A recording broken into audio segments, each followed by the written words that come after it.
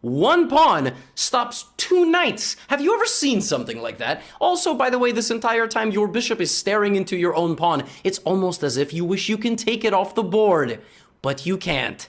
It's your pawn to live with. So now bishop back to g3. I want to trade some pieces. Gary's like, sure, let's trade pieces. Look at my rooks, by the way. Have you ever seen two rooks see the entire length of the board and no one can do anything about it because the knight controls both of the opponent's moves? Octopus knight, baby. And here we have b3. b3 is maybe trying to bring this knight back and trade the octopus knight. So what does Garry do? g5. The point of g5 is that if you try to do this knight b2 nonsense to me, I'm gonna trap your bishop at some point. That stupid thing, and also, I have an escape route. If I really need it, my knight is going to be supported by my g-pawn. Not only will I live in your position forever, I also have an escape route. Ha! Bishop takes d6, queen takes d6, g3. Oh, you want to stop my escape route? Oh, that's very nice. Knight to d7.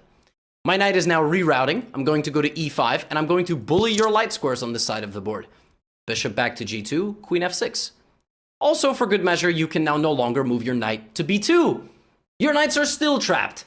As Karpov desperately looks for moves, he tries to play a3 and break out on the queen side with queen a2. Rotates the queen over. Finally, the knight has been given a little bit of reprieve. Bishop to g6.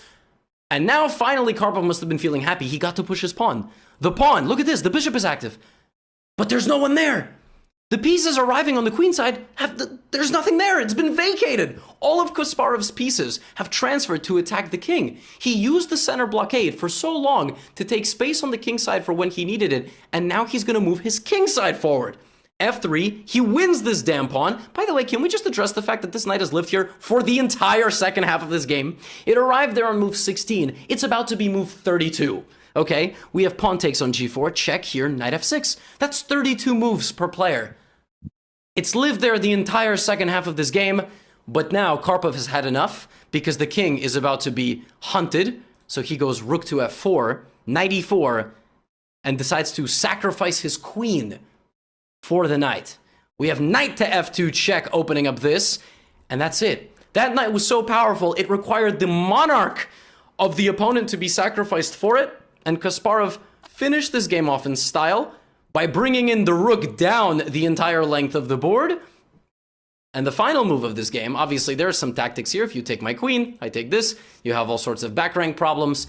But really the cherry on top of this entire game was that the final move of this game was the last rook going the entire length of the board. Karpov resigned because after knight or bishop to f1, you do this, this, and this. And it is check, and it is